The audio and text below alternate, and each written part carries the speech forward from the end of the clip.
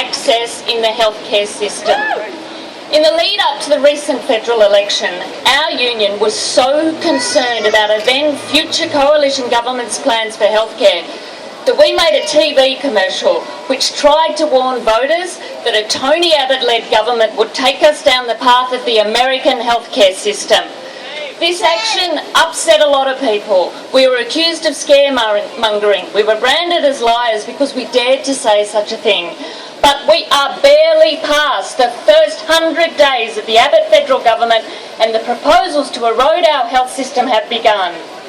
Nurses and midwives believe that governments elected by us for that purpose have a responsibility to look after the health of all citizens. We believe that equitable access to quality health care, regardless of income or postcode, is our right and not a privilege. We are a very wealthy country and we can afford it. We're not suggesting that governments shouldn't seek to manage health costs responsibly, but we are suggesting that proposals to attack Medicare are both irresponsible and wrong. Nurses and midwives do not agree with a tax on Medicare. Now, nurses and midwives understand these consequences probably better than anyone else. Nurses and midwives are the ones who cope with the overcrowded emergency departments, the overflowing wards, the increasingly sick at home in the community, and they are constantly being asked to do more with less because of budget obsession. We must remember that we have one of the best healthcare systems in the world, and we can afford it. And we can continue to afford it, but not by forcing pensioners, the vulnerable and the less fortunate to dig deeper. That is not the Australian way. We can afford to keep our health system as one of the best in the world by using our funds in the best way and by asking those who have the most to give just a little more. We need to make sure that preventative health services such as GPs and primary health care are properly funded and available to all. And we need to look at where we are spending our health and tax dollars.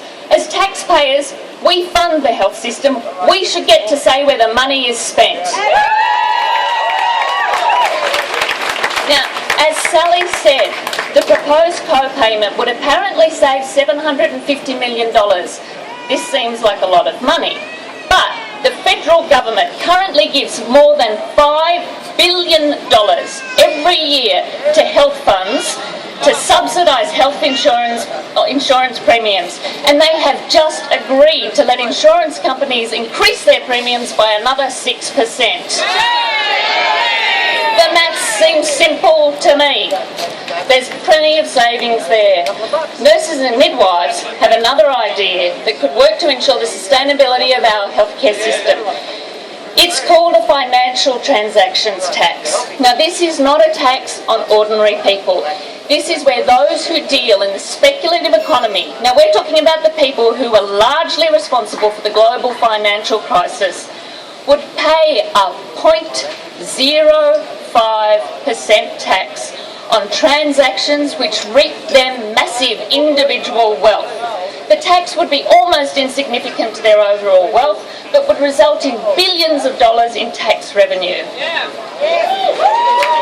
We can tell you more about it later. We Australians pride ourselves on fairness and equity, yet we don't contribute fairly. Our governments allow the extremely wealthy to become even wealthier and expect the ordinary person to pick up the tab when the money runs out. So, Tony Abbott, the nurses and midwives of New South Wales demand that you hear us when we say we can fund Medicare properly. We can keep our health system as one of the best in the world if we make the right changes. So we are asking Mr. Abbott to have the courage to do it. Do it, and do it now, and stand up for all the people you serve, because New South Wales nurses and midwives say Medicare is not for sale.